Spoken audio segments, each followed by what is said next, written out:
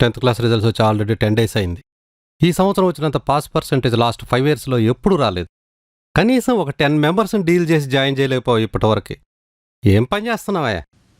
Sir ఇందాక మీరే అందరూ వాళ్ళ పిల్లల్ని మంచి కాలేజ్లో జాయిన్ చేద్దాం అనుకుంటున్నారు అన్నారు చూసారా, అదే నా పాయింట్.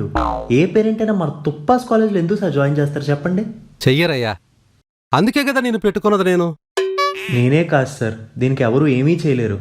చైతన్య, నువ్వు ఇప్పుడు వచ్చావయ్యా. జస్ట్ ఒక 5 మందిని డీల్ చేసి నువ్వేదో సాధించేశాననుకుంటున్నావు. ఎన్నో సంవత్సరాల నుంచి ఈ కాలేజీలో అడ్మిషన్ కోసం పేరెంట్స్ ఎంత ఎదురు చూస్తున్నారో నీకు తెలుసా? అసలు ఈ కాలేజీకి ఇంత క్రేజ్ ఎలా వచ్చిందో నీకు తెలుసా? ఎలా? See he is mister Ravi.